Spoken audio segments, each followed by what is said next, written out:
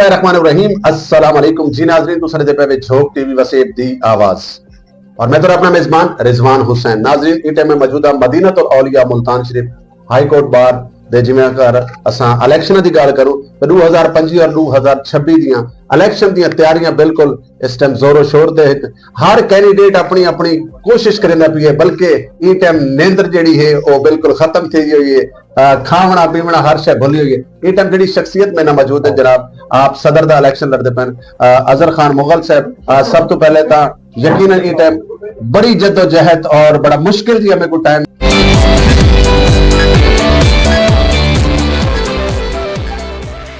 मिला है क्योंकि मैं इंटरव्यू रिकॉर्ड करने वास्ते भी मेरे को तकरीबन मेरे ख्याल महीना हो गया टाइम गिनते गिनते आपके कुल गुफ्तगू करें आपके कुल जानते हैं कि कैसा फील करे पे क्या रिस्पांस है दोस्तों का और किवें दे पे जी अस्सलाम वालेकुम सर बिस्मिल्लाह रहमान रहीम सब तो पहले तो बहुत शुक्रिया अलहमदुलिल्लाह कैंपेन साडी को स्टार्ट कीते हुए 1 महीना चंद दिन थी गए अलहमदुलिल्लाह मैं बड़ी गारंटी नाल और बड़े वसूक नाल गल कर सकदा कि असा ई टाइम 70% दे हैं साडा मुखालिफ उम्मीदवार 30% दे है और क्योंकि मेरे दोस्तों दी मुहब्बत मेरे नाल खास तौर पर मेरे अल्लाह पाक दा करम और मेरे बहन भाई वालदैन दी दुआवां दे सदके अल्हम्दुलिल्लाह इलेक्शन असा विन करे दे पे हैं और मेरी कोशिश है कि इलेक्शन जितन तो बाद इंशाअल्लाह ताला खास तौर पर साउथ पंजाब के बुकला दे जिहड़ियां महरूमी हैं वो खत्म करे सूं यंग लायर दे वास्ते मैं बड़ा प्लान किया है कि उन्हां वास्ते बड़ियां मुश्किलात होंदियां क्योंकि बड़ा सबर आजमा जिहड़ा पेशा है यंग लायर जिस समय पेशे दे विच आंदे ते उन्हां वास्ते बहुत इस फैज़ पोशी को कायम रखना और मुआशरे दे विच सर्वाइव करना बड़ा मुश्किल होंदा है क्योंकि मैं दौर जो गुजरा होया मैं समझदा कि उन्हां वास्ते मैं एक प्लान अपने देने च रखा है इंशाअल्लाह अल्लाह पाक ने कामयाबी दी उनको भरपूर कोशिश करे कि उनको कामयाब करा उस तो बाद मेरे बुजुर्ग मेरे सीनियर लायर वास्ते कि साडा जिहड़ा पेशा इधर कोई पेंशन तो होंदी कोई नहीं इलेक्शन तो बाद या 40-50 साल प्रैक्टिस तो बाद जिहड़े साडे सीनियर हैं उन्हां वास्ते भी बहुत सारे मसाइल होंदे और साडे बड़े नामवर वकला को मैं देखा कि उन्हां वास्ते बड़ी मुश्किलात होंदी है मेरी कोशिश हो सी कि ऐसा प्लान बनाया बने कि जिस टाइम वो वकालत नहीं कर सकते और बुजुर्ग थी वैंदे ते उन्हां वास्ते भी कोई ना कोई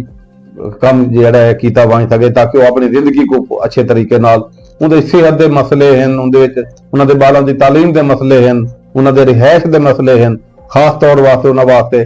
और वकला की मैं कचहरियां दे विच विजिट करेंदा रहना अपनी कैंपेन वास्ते मैं देखा कि उत्थे कहना बहुत सारी जरूरियात हैं खास तौर पर साडे साउथ पंजाब की कचहरियां दे विच काफी सारे मसाइल हैं ते उन्हां वास्ते भी मेरी कोशिश हो सी कि मैं जितना जल्दी थी सके अल्लाह पाक ने कामयाबी दी इंशाअल्लाह ताला बार रूम वास्ते लाइब्रेरियां वास्ते और मेरी बड़ी कोशिश हो सी और खास तौर पे काले कोट की इज्जत वास्ते मैं जंग लड़दा पिया और मैं लड़ता रहा खास तौर पे काले कोट की इज्जत वास्ते मैं जंग लड़दा पिया और लड़ता रहा खान साहब बहुत शुक्रिया बहुत मेहरबानी में 2 तो 3 बड़े अहम सवाल बड़ा पहला जिले तुहाडी गुफ्तगू और तुहाडी जुरत को सब तो पहले ते सलाम है क्योंकि इलेक्शन हाली थीवणे वोटिंग हाली थीवणी है और वो तो पहले तुसा मतलब है कि एक अपना स्केच बनाई बैठे हुए एक अपना टारगेट लाई बैठे हुए कि इको मैं अचीव करना है यकीनन इको ऐसे लोगों के जिहड़े हौसले होंदे वो कदां भी खत्म नहीं थींदे लेकिन इतना मजबूती दे नाल यानी तुसा किवें समझ सकदे वे कि जीत सारा मुकद्दर बनदी पई अल्हम्दुलिल्लाह दोस्तों दे नाल असां मुसलसल कई साल तो राबते दे विच है मैं अपने दोस्तों के साथ 8 इलेक्शन लड़ा हाई कोर्ट बार दे और मैं दोस्तों के अगू होना भी 4 कदम पिछों नहीं खड़ा थी कि इलेक्शन लड़दा हमेशा फ्रंट फुट दे इलेक्शन लड़े सारे दोस्तों के नाल रवाबित हैं और साडे जिथा जिथा साथी है साडे मुखलिस दोस्त हैं मैं कल्ला अजहर मुगल नहीं था सैकड़ा अजहर मुगल इलेक्शन लड़ते पे इस वास्ते मैं कोई अल्लाह पाक की दात से बड़ा भरोसा है और मैं इंतहाई दिली तौर पर मुतमिन और इंशाअल्लाह ताला बा फजल खुदा गारंटी नाल मैं आदा पिया इलेक्शन हासिल जीत चुके हैं अल्लाह करे जी इंशाअल्लाह ताला अल्लाह करे कि जीत तुहाडी मुकद्दर बने और सारियां दुआवां झोक टीवी दी टीम दी दुआवां तमाम दुआवां तुहाडे नाल हैं अल्लाह रब्बुल इज्जत तुहाकू कामयाबी देवे और यकीनन खान साहब तुसां हक भी रख देवे जीतण दा तुहाडी स्ट्रगल तुहाडी मेहनत अनथक मेहनत तुसां कीती खड़े वे खान साहब बड़ा एक टिपिकल सवाल करे सा कि इलेक्शन दा टिनोर होंदा है वो हाई कोर्ट बार होवे कचहरी बार होवे तां कैंडिडेट जिहड़े हैं वो बड़ी मुहब्बत भी निशावर करेंदे हैं अपने वकला भिरावां ते बड़ी प्यार भी निशावर करेंदे अक्सर बेशतर डिठे जिले मनसब ते बन के बह ने ਵੱਲ ਉਹ ਮੁਹੱਬਤ ਨਹੀਂ ਮਿਲਦੀ, ਜ਼ਰਾ ਮਾਜ਼ਰਤ ਨਾਲ ਇਹਦੀ ਰੋਸ਼ਨੀ ਕਰ। ਮੈਂ ਇਹ ਸਮਝਦਾ ਕਿ ਮੇਰੇ ਨਾਲ ਮੇਰੇ ਦੋਸਤਾਂ ਦਾ, ਯੰਗ ਲਾਇਰ ਦਾ ਖਾਸ ਤੌਰ ਤੇ ਔਰ ਸੀਨੀਅਰ ਦਾ ਜਿਹੜੀ ਮੇਰੇ ਨਾਲ ਮੁਹੱਬਤ ਹੈ ਔਰ ਮੁਹੱਬਤ ਦਾ ਇਜ਼ਹਾਰ ਉਹ ਕਰਿੰਦੇ ਪੈਣ। ਇਹ ਮੇਰਾ ਸਾਰਾ ਬੈਕਗ੍ਰਾਉਂਡ ਹੈ। ਮੈਂ ਕੋਈ 23 ਸਾਲ ਥी गन कचहरी ਦੇ ਵਿੱਚ। मैं हाई कोर्ट ਦੇ बड़े ਵੱਡੇ अहुदे ਤੇ लॉ ऑफिसर रहा, साउथ पंजाब ਦਾ सब तो ਵੱਡਾ अहुदा है। और मेरे को मेरा माजी दोस्तों ने डिठा होया, मेरे नाल दोस्तों का वास्ता रह गया है। मैं समझदा कि मेरा जिहड़ा किरदार है और मेरी जिहड़ी मुहब्बत है, खलूस है, उस वजह तो मैं को दोस्त मुहब्बत नाल मैं को कॉल करके मैं को अपने कोल सद के मैं पूरा नहीं उतर सकदा पिया कि जितना दोस्त अनाउंसमेंट करेंदे मेरे नाल मुहब्बत का इजहार करेंदे, वोट देना चाहते। मैं समझदा कि टाइम घट है, दोस्त ज्यादा है। और वो पिछला मेरा सारा बैकग्राउंड है, अल्हम्दुलिल्लाह यो जे हजार ओदे हजार कीदा दोस्तां दे कुर्बान। वाह वाह वाह, क्या बात है खान साहब। यकीनन तुसां दिल जिहड़ा जित गया। आखिरी सवाल और आखिरी गल वाले पासे वेंदे पे बहुत ज्यादा तुहाडा शुक्रिया अदा करना, तुहाडी मसरूफियत उहदे बावजूद तुसां झोक टीवी तुहाडे वसबे दी आवाज है। और झोक टीवी दा हमेशा तो स्लोगन रही है कि सराइकी वसे विच बोलियां वजण वालियां तमाम ज़बानां और जितनी भी ज़बान उर्दू, सराइकी, पंजाबी, पख्तून ते झोक टीवी तमाम दी नुमाइंदगी की थी। सीनियर लायर वे, सीनियर वकील वे, सीनियर कानूनदान वे, माशाल्लाह। चंद रिहाड़ा बाद तुस सकूं मुल्तान हाई कोर्ट बार दे सदारत दे उत्ते भी नजर आसो, सदर दी सीट ते भी नजर आसो। तो झोक टीवी दी अगर असां नुमाइंदगी दी गल करने हैं तो किवें दे पै वे ये चैनल को? झोक टीवी बड़ा मेहनत करेंदा पीए टीवी वास्ते, जेड़े उन्हां दे इतां हुंदे न सरबराह हैं जेड़े साउथ पंजाब विच खास तौर पे। और मैं इन्हां दी काफिश को सलूट पेश करना और मेरी दुआ है कि अल्लाह ताला झोक टीवी को दिन दुगनी रात चुगनी तरक्की देवे, जो क्योंकि सारे वसेब दी आवाज है। सारे जे दोस्तों को उजागर करने वास्ते जेड़े चैनल होंदे ने, इन्हां दा बड़ा किरदार होंदा है। और मैं समझदा कि मैं एक वर्कर आदमी हाँ, मैं बड़ी मेहनत की भी है, करेंदा भी पिया। ते बड़े चैनल वास्ते पहुंचने वास्ते छोटे चैनल तो आके एक सीढ़ी होंदी है पहली कि जेड़े तो आपको बड़े चैनल तक पहुंचाती है। तो क्योंकि वकुला तहरीक चलती रही है, मैं अल्हम्दुलिल्लाह अमेरिकन रिसालियां दे विच और यूके दे जेड़े रिसाले ने उन्हां दे मेरे टाइटल दे तस्वीर आई हुई हैं। वो शायद पाकिस्तान जिस टाइम एटमी धमाके कीते उवें ले आई हैं, या वल तहरीक दे विच अगर वकुला दी आई है तो मैं उहदे विच शामिल हाँ। मैं खुश नसीब हाँ ई वजह तो। और खास तौर पर जेड़े छोटे चैनल हैं हमेशा उन्हां मुहब्बत का इजहार किया, जिंदी वजह तो अल्लाह पाक का करम है कि अस स्टैप बाय स्टैप बिस्तरी वाले पासे वेंदे पे। बहुत शुक्रिया, बहुत मेहरबानी जी नाज़रीन। जिवें कि मैं तो दस्सिया कि अजहर खान मुगल साहब साडे नाल गुफ्तगू करदे पे